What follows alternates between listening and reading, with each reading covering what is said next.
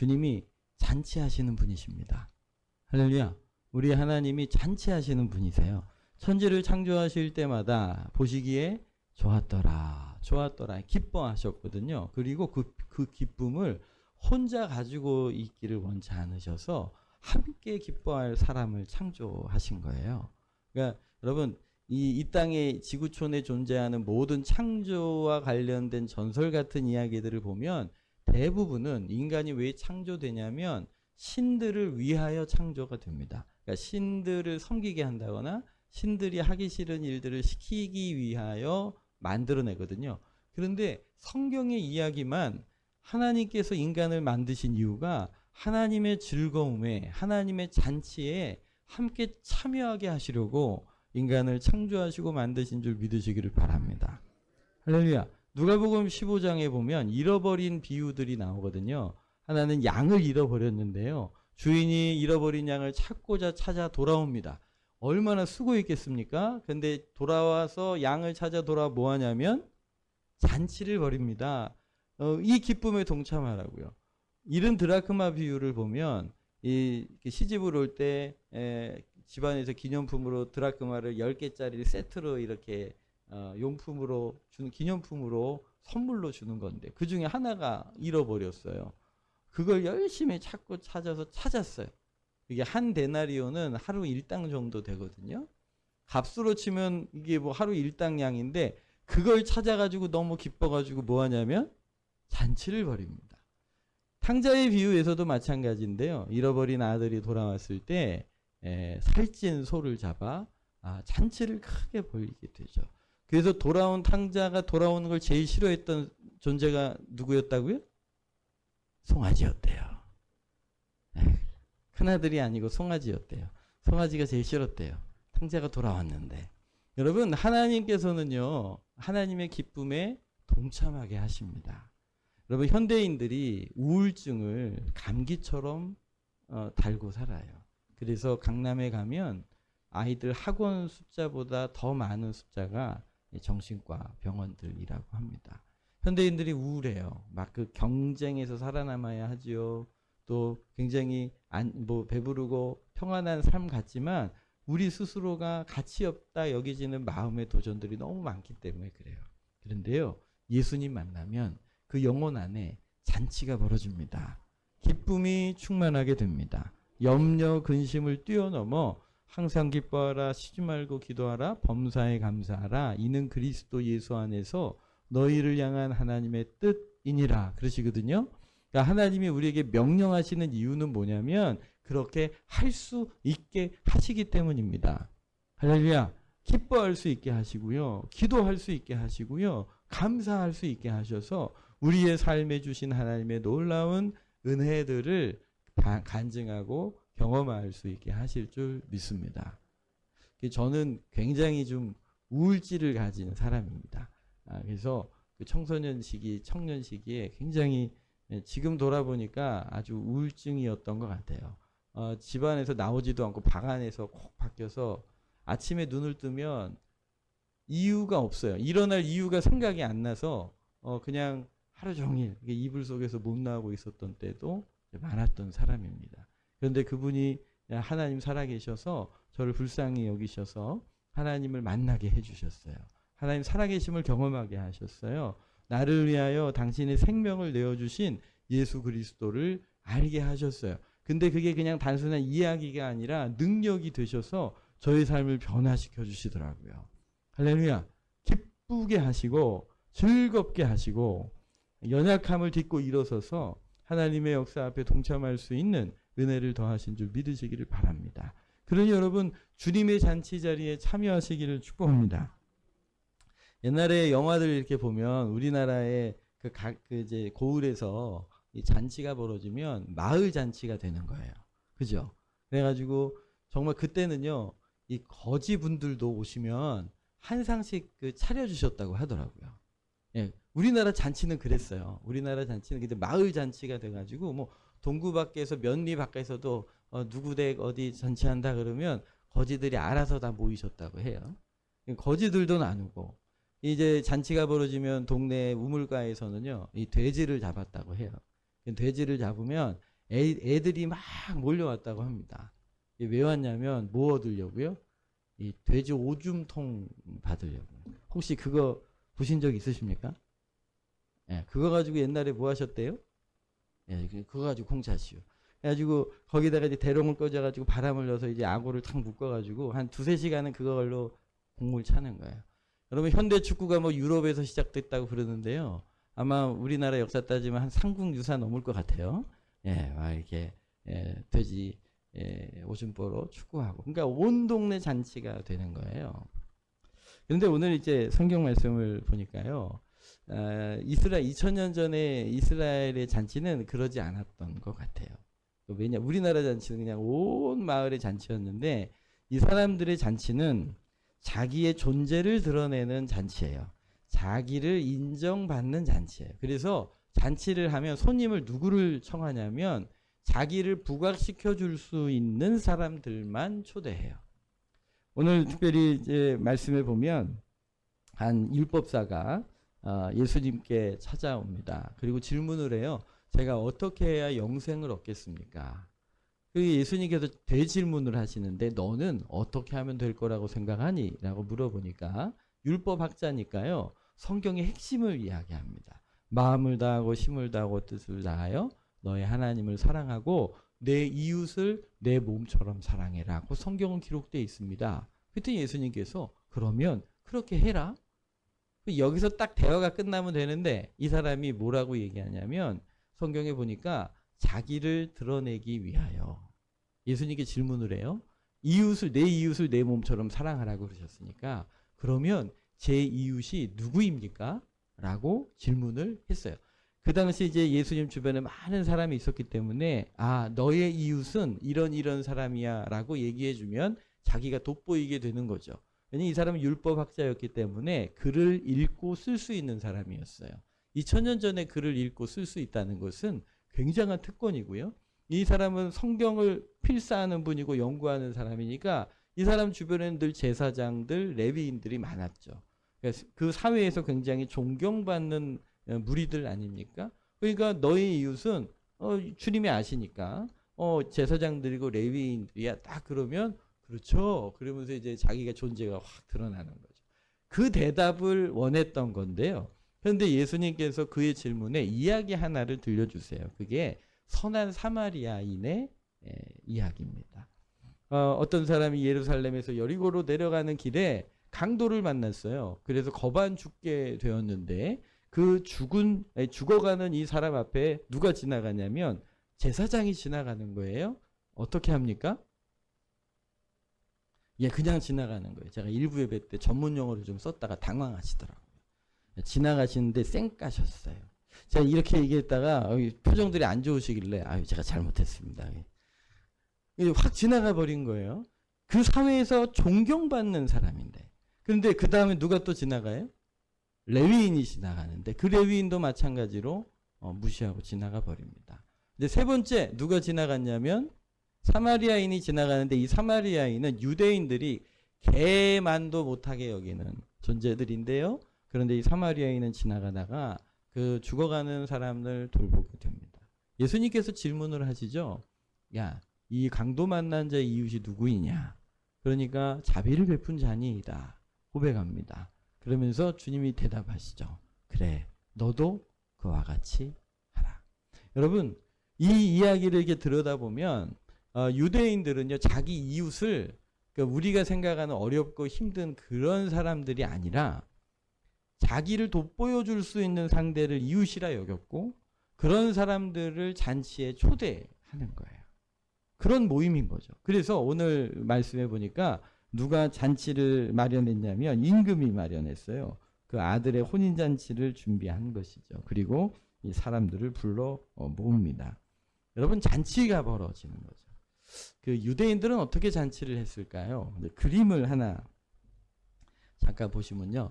여러분들 그 최후의 만찬 예수님의 그림 보면 이렇게 긴 식탁에 쫙 12명이 앉아 있지 않습니까?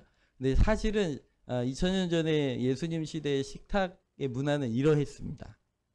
이게 디귿자 형태의 탁자를 놓고 거기에 옆에다가 쿠션을 끼고 거의 반 엎드려 이렇게 식사를 즐깁니다. 그러니까 격식이 갖추어졌다기보다는 굉장히 친밀한 자리인 거죠. 여러분 아무하고 배 깔고 식사하시겠습니까? 네, 그렇지 않죠. 그러니까 이 굉장히 친밀한 자리입니다. 그러니까 성경에 보니까 예수님께서 만찬의 자리에서 사도 요한이 예수님 품에 안겨서 예수님께 물어보는 장면이 나오는데요. 그러고 보면 지금 여러분들 편에서 보면 이제 오른쪽이 상석입니다. 예수님이 거기 계시고 아마 예수님 앞품 쪽에는 사도 요한이 있었을 테고요. 성경에 예수님께서 떡을 떼어 유다에게 주시는 장면이 나온 걸 보면 아마도 예수님 그 등 뒤편에 있었던 사람은 유다였을 겁니다. 그리고 그 모습을 보고 있었던 베드로가 이 사도 요한한테 눈짓 줘가지고 누가 예수님 팔 건지 좀 알아보라고 이렇게 눈짓을 주는 장면 보면 그 건너편에 아마 베드로가 있었겠죠. 그러니까 이렇게 굉장히 친밀한 잔치를 이제 벌이고 있었던 겁니다. 그런데 여러분 이 자리에 누가 초대를 했냐? 왕이 초대를 했단 말이에요. 그런데 이 왕의 초대를 받은 사람들의 반응이 이렇습니다. 우리 마태복음 22장 3절 말씀입니다. 그 종들을 보내어 그 청한 사람들을 혼인잔치에 오라 하였더니 오기를 싫어하거늘. 아멘. 여러분 하나님께서 왕이 이 잔치의 자리에 초대했단 말이에요. 근데 초대를 받은 사람이 어쨌다고요? 예, 오기를 싫어했대요. 그래서 이렇게 반응해요. 4절에 다시 다른 종들을 보내며 이르되 청한 사람들에게 이르기를 내가 오찬을 준비하되 나의 소와 살찐 짐승을 잡고 모든 것을 갖추었으니 혼인잔치에 오소서 하라 하였더니 그들이 돌아보지도 않고 한 사람은 자기 밭으로 한 사람은 자기 사업하러 가고 그 남은 자들은 종들을 잡아 모욕하고 죽이니. 이 장면에서 보면 임금이 불렀는데도 오기를 싫어했을 뿐 아니라 다시 제청했음에도 불구하고 자기 밭으로 갑니다. 그리고 자기 사업하러 갑니다. 사실 이 장면은요, 하나님께서 인류를 심판하실 때의 장면을 묘사하고 있습니다. 이 구체적인 예들을 성경에서 어디서 드냐면 노아의 심판 사건, 물로 심판하는 사건과 이 소돔과 고모라를 불과 유황으로 심판했던 장면들을 함께 이렇게 같이 오버랩 시키고 계시거든요. 근데 누가복음 17장에 보면 제가 읽어드리겠습니다. 노아가 방주에 들어가던 날까지 사람들은 먹고 마시고 장가들고 시집가더니 홍수가 나서 그들을 다 멸망시키셨으며 롯의 때와 같으니 사람들이 먹고 마시고 사고 팔고 심고 집을 짓더니 롯이 소돔에서 나가던 날에 하늘로부터 불과 유황이 비오듯 하여 그들을 멸망시켰느니라. 여러분 오늘 이 부르심 앞에서 보면 한 사람은 자기 밭으로 갔습니다. 자기 사업하러 갔습니다. 여러분 이것이 윤리적으로 도덕적으로 문제가 되나요? 아니 사업하러 갔는데요. 밭 깔러 갔는데 그게 무슨 죄가 됩니까? 그러지 않아요. 노아의 심판 앞에 두고 노아가 한 120년 동안 사람들에게 하나님이 심판이 있으니 회개하고 돌아오라고 수도 없이 말했어요. 근데 그 사람들은 먹고 마시고 시집가고 장가가면서 하나님께로 돌아오지 않았어요. 일상의 삶을 살아가면서 하나님을 무시했던 거예요. 일상의 삶이 문제가 아니라 사실은 그 마음의 우선순위의 문제이고 하나님을 소홀히 여긴, 만홀히 여긴 하나님을 귀히 여기지 못한 것이 결국 죄가 되어 스스로 하나님이 주신 구원의 기회를 놓쳐버리게 된 거죠. 자기 사업하러 가고 자기 밭으로 간 게 문제가 아닌 거죠. 이렇게 예를 들 수 있을까요? 자, 내일 권투 선수가 시합을 합니다. 권투 선수들은요, 시합 전에 뭘 하냐면 개체량을 합니다. 그 범위 안에 있어야 그 범위 안에 있는 사람과 경기를 할 수 있는 거죠. 그래서 이 체중 맞추는 게 이 운동하는 사람들에게 굉장히 고통스러운 시간인 거예요. 자, 내일 경기가 있습니다. 내일 중요한 경기가 있습니다. 그런데요, 이 권투 선수가 그날 밤에 막 이제 술을 마시고 뭐 고기를 막 먹어버린 거예요. 그래서 그 다음날 개체량을 딱 했더니 이 몸무게가 오버가 돼가지고 경기를 못했어요. 여러분 고기를 먹는 게 죄입니까? 고기를 먹는 게 죄가 아닙니다. 그런데 내일 경기를 앞둔 사람이 절제하지 않고 막 먹어 대신 건 잘못하는 것이죠. 여러분, 우리가 세상에, 제가 이제 여러분들에게 전도를 할 때 오늘이라도 이 세상 떠나시면 천국에 가실 확신이 있으십니까? 가끔 이렇게 여쭤보면 어떤 분들은 있대요. 천국이 있다면 자기 갈 수 있대요. 어떻게 천국 가실 수 있으세요? 그랬더니 나는 다른 사람들을 해코지를 해본 적이 없다고. 나는 다른 사람들 해코지를 해본 적이 없기 때문에 오늘 이 세상 떠나면 천국 간다는 거예요. 그럼 제가 이제 질문을 살짝 바꾸죠. 그러면 혹시 하나님의 심판대 앞에 서실 터인데 하나님 앞에 서셔서 하나님, 저는 한 번도 죄진 적이 없습니다 라고 말씀하실 수 있으시겠어요? 제가 이 질문을 하면 거의 대부분은 인정을 합니다. 아유, 그렇게는 못하죠. 왜냐하면 내 언행심사로 죄가 드러나지 않아도 내 마음으로, 내 생각으로 수천 명 죽였다 살렸다 한 걸 자기도 알고 주님도 아시니까 죄 없다 할 수 있는 사람이 아무도 없다는 사실을 인정하게 되는 거예요. 여러분, 하나님 앞에 섰을 때 우리가 윤리적으로 도덕적인 죄를 가지고 있지 않아도 우리의 삶에서 하나님의 구원의 소리를 듣고도 그걸 소중하게 여기지 않고 하나님의 잔치 자리에 참여하지 않게 된다면 그건 그분을 무시하는 거죠. 이제 제가 직전에 청소년 예배를 드려요. 그래서 어느 형제한테 물어봤죠. 연애하니? 그러니까 안 한대요. 여자친구 있었니? 물어보니까 얼굴 표정을 싹 이렇게 이렇게 대답을 안 하시더라고요. 유도신문에 안 걸려가던데. 근데 여러분, 연애를 하잖아요. 연애를 하면 상대방이 오빠 몇 시에 우리 만나자 그러면 어떡하겠어요? 그 오빠 마음이 뛰죠. 그 오빠 마음이 뛰어서 뭐 다른 일이 있었어도 그걸 다 내려놓고 달려가죠. 왜냐하면 소중하니까, 그 사람이. 여러분, 정말 하나님을 소중하게 여긴다면 그분의 부르심 앞에 우리가 당연히 어떻게 반응하겠습니까? 삶의 우선순위를 두고 주님 앞으로 달려가지 않겠습니까? 그게 상대방에게 느껴지는 거죠. 아, 이 사람이 나를 소중하게 여기는구나. 여러분, 우리가 하나님의 부르심 앞에 반응하여 주님이 나에게 소중한 분이심을 고백하고 하나님께 올려드리시기를 예수님 이름으로 축복합니다. 자, 여러분들은 그래도 적어도 여기 계신 분들은 하나님의 부르심을 따라 이 주일 시간을 내셔서 또 공간을 구별하여 하나님께 나와 함께 예배하는 자들이 되셨습니다. 할렐루야. 그러냐, 하나님께서도 여러분들이 오신 걸 기뻐하실 겁니다. 주님의 부르심에 반응하신 거니까요. 아, 나를 소중하게 여기는구나 라고 주님이 여기실 겁니다. 할렐루야.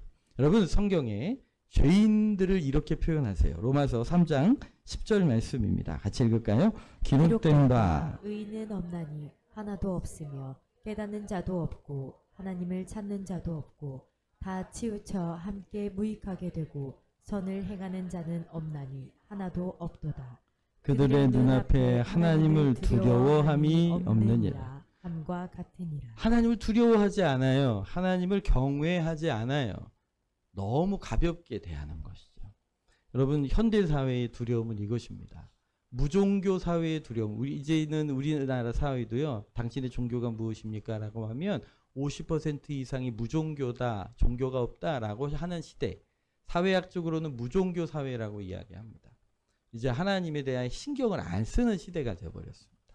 그런데 하나님 앞에 이것이 큰 죄인 것을 기억하셔야 합니다. 그래서 죄인의 특징이 10절에 보니까 기록된 바 의인은 없나니 하나도 없으며 깨닫는 자도 없고 하나님을 찾는 자도 없어요. 죄인의 특징은요, 하나님을 스스로 찾지 않아요. 자, 이제 두 번째 말씀을 잠깐 보시면 요한복음 6장 44절입니다.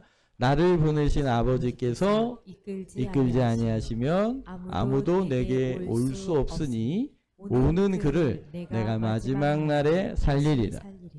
또 이르시되 그러므로 전에 너희에게 말하기를 내 아버지께서 오게 하여 주지 아니하시면 누구든지 내게 올 수 없다 하였노라 하시니라. 아멘.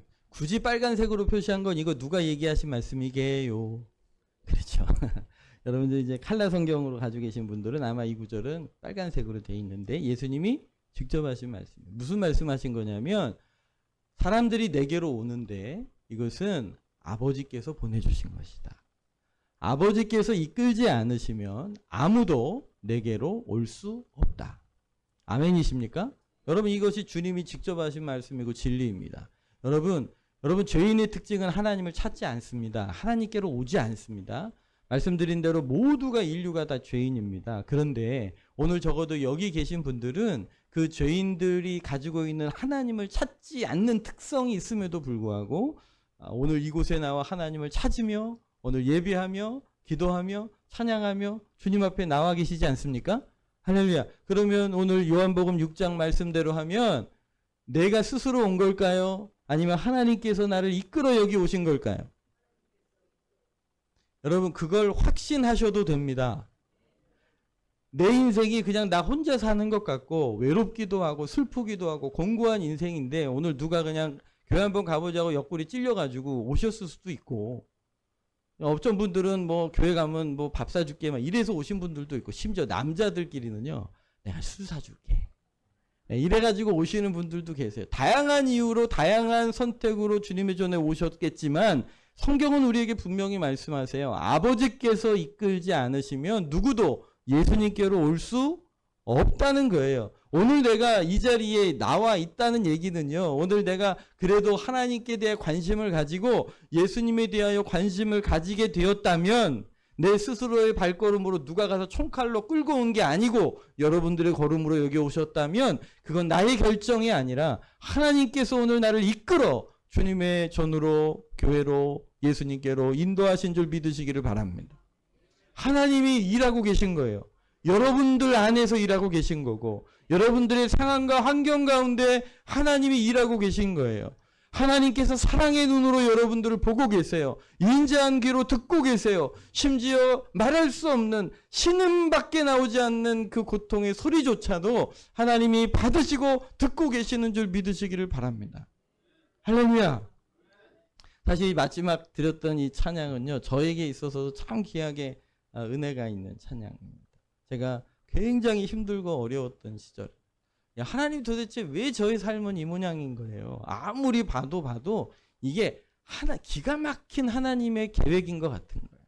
이렇게 나빠져도 이렇게 나빠질 리, 아니 한 번 통과하면 될 걸 뭐 이게 감당을 못하게 막 이렇게 여러 가지 일이 마치 종합 세트처럼 쏟아지는데요. 이건 누가 계획을 안 하면 이렇게 못하겠더라고요. 하나님이 하신 게 분명해요. 지금 나를 이렇게 괴롭히는 분이 하나님이신 거예요. 여러분, 하나님께 상처받아 보신 적 있으십니까? 그때 제 마음이 딱 그랬어요. 하나님이 안 계시겠다고는 말 못하겠고, 그런데 도대체 제 삶이 어떻게 이 모양입니까? 이게 그냥 하나님 작품인 거예요. 그래서 마음이 막 상해요. 도대체 저한테 왜 이러시는 거예요? 그러면 이상하게 제 마음속에 이 찬양이 막 제 속에서 막 울려요. 막 이 찬양이 울려요. 너의 작은 신음에도 응답하시네. 할렐루야. 그래서 이 찬양이 싫었어요. 왜냐하면 하나님께 막 쏟아부어야 되는데, 막 내 분노를 막 쏟아부어야 되는데, 막 사랑의 눈으로 보신다 그러죠. 뭐 인자한 귀로 들으신다 그러죠. 뭐 너의 작은 신음에도 응답하신다 그러죠. 자꾸 저로 하여금 할 말이 없게 만드시는 거예요. 근데 여러분, 하나님 진짜 그렇게 하셔요. 아멘. 여러분, 적어도 여기 앉아 계시다는 말은 뭐냐면 하나님께서 여러분들의 인생을 놓치지 않고 계시다는 거예요. 주님이 이끄셨기 때문에 여기 앉아 계신 겁니다. 여러분, 그 사실을 믿으시기를 축복합니다.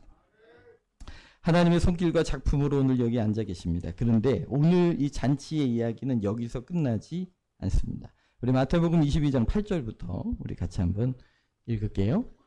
9절 읽겠습니다. 내 거리 길에 가서 사람을 만나는 대로 혼인잔치에 청하여 오라 한들 종들이 길에 나가 악한 자나 선한 자나 만나는 대로 모두 데려오니 혼인잔치에 손님들이 가득한지라. 아멘. 여러분, 지금 1차적으로 부르심을 입은 사람들이 거부했어요.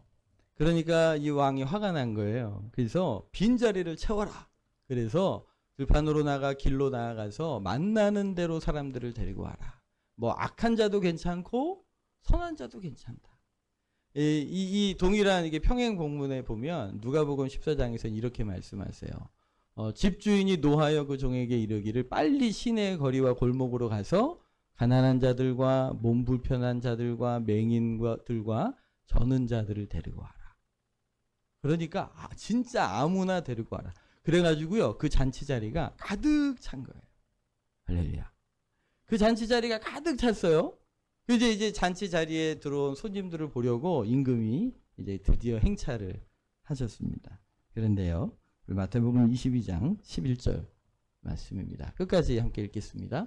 임금이 손님들을 보러 들어올세 거기서 예복을 입지 않은 한 사람을 보고 이르되 친구여 어찌하여 예복을 입지 않고 여기 들어왔느냐 하니 그가 아무 말도 못하거늘 임금이 사환들에게 말하되 그 손발을 묶어 바깥 어두운 데 가하여 던지라. 거기서 슬피 울며 이를 갈게 되리라 하니라. 청함을 받은 자는 많되 택함을 입은 자는 적으니라. 자, 잔치 자리에 초대가 되어 많은 사람이 들어왔습니다. 근데 아까 제가 지금 말씀드린 것처럼 이 잔치의 자리에는요, 격에 맞는 사람들만 들어올 수 있습니다. 근데 사실 지금 초대된 사람들은요, 길거리 지금 가다가 거의 잡혀오다시피, 끌려오다시피 와서 이 자리에 있는 거예요. 지나가다가 악인이든 선인이든 맹인이든 장애를 입은 사람이든 거지든 있는 사람들은 다 데리고 온 거예요. 근데 말씀드린 대로 아무나 그 잔치 자리에 들어올 수 없거든요. 그래서 이 사람들은 전혀 준비가 되어 있지 않으니까 이 왕이 더 준비를 한 게 뭐냐면 이 잔치 자리에 참여할 수 있는 예복까지도 값없이 준비해 준 거예요. 그냥 잔치 자리에만 참여하게 한 게 아니라 이 잔치 자리에 걸맞는 예복을 그들 모두에게 준비하여 입게 한 것이죠. 그러니까 전혀 준비되지 않은 누군가도 부르심에 응답하여 이 자리에 왔다면 그 옷을 값없이 받아 누릴 수 있는 은혜를 누리게 된 거예요. 그러니 아마 그 중에는요, 과거에는 이 귀족들마다 신분별로 입는 옷이 달랐으니 난생 처음 그 채색 옷 귀족들만 입는 옷을 입어봤을 거예요. 그러니 오늘 이 잔치 자리에는요, 모두가 그 왕이 베푼 예복을 은혜로 입은 사람들이 가득 차 있었던 거죠. 그런데 그 중에 오늘 그 예복을 입지 않은 한 사람이 등장을 합니다. 왕이 그 사람을 본 거죠. 그래서 물어봐요. 이르되 친구여. 굉장히 친밀하게 이제 물어본 거예요. 초대가 된 사람이니까. 친구여 어찌하여 예복을 입지 않고 여기 들어왔느냐. 그러니까 뭐라 그래요? 그가 아무 말도, 옛날 번역엔 유구무원이라고. 입은 있는데 말하지 못해. 이 사람이 왜, 다른 사람들은 이 격식에 맞는 자리에 참여하게 하려고 주는 옷을 기쁘게 받아 입었는데 이 사람은 왜 안 입었을까요? 처음에 잔치 자리를 거부했던 사람과 다르지 않은 마음입니다. 자기 밭으로, 자기 사업으로. 왕의 부르심보다 자기의 일이 더 소중하고 자기 중심적으로 사는 것이 익숙했던 사람인 거죠. 자, 예복을 다 입어요. 다른 사람들도 다 입고 있는데 거부하는 거예요. 주는데 거부한 거예요. 난 입지 않겠다. 나는 지금 이 모습이어도 합당하다. 왕 앞에 선들 난 부끄러움 없다. 뭐 이러고 자기 자신을 주장하며 선 거죠. 그런데 막상 그 주인 앞에 서 보니 자기가 가지고 있는 옷, 자기가 입고 있는 상태가 절대 이 잔치 자리에 참여할 수 없는 상태인 걸 깨닫게 되는 거예요. 그 사람의 결국이 어떻게 됩니까? 손발이 묶여 바깥 어두운 데로 내어 던져져서 슬피 울며 이를 갈게 된. 아니 초대되어서 그 자리까지 오게 되었는데 그 예복을 거부하여 그 잔치 자리에 참여할 수 없는 사람이 되어버리고 만 거죠. 여러분 오늘 우리가 예수 그리스도의 은혜를 입어 하나님의 자녀들로 택함을 입고 주님의 은혜로 주님의 교회에 나왔습니다. 함께 예배를 드리고 있습니다만 주님 여기서 끝나는 일이 아니고요. 이곳에서 여러분들 하나님 아버지께서 우리에게 값없이 베푸시는 은혜의 예복을 입으시기를 축복합니다. 그 은혜의 예복이 뭐냐면요. 우리 갈라디아서 3장 26절이에요. 너희가 다 믿음으로 말미암아 그리스도 예수 안에서 하나님의 아들이 되었으니 누구든지 그리스도와 합하기 위하여 세례를 받은 자는 그리스도 옷을 입었느니라. 네, 그 옷이 그리스도로 옷 입는 거예요. 예수 그리스도로 옷 입는 거예요. 왜냐하면 우리가 지은 죄와 허물이 하나님의 거룩하심 앞에 서면 그것으로 인하여 영원한 지옥의 심판이 예비된 것이에요. 여러분 혹시 봄 날씨에 창틀 사이로 들어온 햇빛이 방 안에 있었던 먼지들이 확 보이게 만든 그런 경험들 있으십니까? 하나님 앞에 거룩한 하나님 앞에 서면 우리의 죄악과 허물이 있는 모습 그대로 드러나 버리면 우리는 그 공의 앞에 심판을 받아 영원한 지옥불에 던져지는 인생이 되고 마는 거예요. 제가 이제 그 어르신들 주간보호센터 가서 이제 설교를 해요. 이제 그분들은 연세도 많으시고 그리고 어쩌면 살아오신 날보다 살아가실 날이 많지 않으신 분이잖아요. 그래서 그분들한테 좀 세게 해요. 그래서 할머니들 지옥은 어떤 것일까요? 성경이 뭐라고 표현하냐면 소금을 불에 치듯 하리라 그렇게 하세요. 여러분 지옥이 어떤 곳인지 좀 미리 간접 경험해 보고 싶으시면 어떻게 하면 되냐면 집에 가셔서 가스레인지를 켜시고 거기다가 소금을 막 뿌려보세요. 어떻게 되나. 그러면 타다다닥 더 리얼하게 경험하고 싶으시면 불을 켜놓으신 후에 그러나 빨리 하셔야 돼요. 새끼손가락을 훅 넣다 빼시면 됩니다. 굳이 그렇게까지 뭐 경험을 하고 싶으시겠어요? 그래서 제가 이제 어르신들한테 세게 하죠. 여러분 예수님 안 믿으시면 지옥 가요? 지옥 가가지고 그 불이 꺼지지 않는, 구더기도 죽지 않는, 불이 꺼지지 않는 그 고통의 현장에 계속 있어야 된다고요. 천국 가고 싶으세요? 지옥 가고 싶으세요? 그럼 어떡하실까요? 다 천국 가기다 손듭니다. 여러분 그리스도로 옷 입으셔야 합니다. 우리에 있는 그 모습이 우리를 절대 구원해 줄 수 없습니다. 나의 수고와 나의 애씀과 나의 노력이 절대 주의 보좌 앞으로 우리를 이끌 수 없습니다. 예수 그리스도께서 우리를 위해 십자가에 죽으신 이유가 값없이 이 예복을 주시기 위함인데요. 그것이 공짜라 하여 가치가 없다는 게 아니에요. 그분의 생명을 내어주셔서 오늘 우리에게 이 예복을 준비시켜 주신 줄 믿으시기를 바라요. 그러니 그리스도로 옷 입으시기를 바랍니다. 주님의 보혈이 우리를 덮어주실 때, 그분의 옷이 우리에게 입혀질 때 하나님 앞에 거룩하고 흠없다 여겨져서 그 영원한 잔치 자리를 누리게 되는 줄 믿으시기를 바랍니다. 여러분 어떻게 하면 그 십자가의 보혈의 피를 힘입고 예수 그리스도로 옷 입게 될까요? 우리 요한복음 1장 말씀이에요. 같이 한번 읽겠습니다.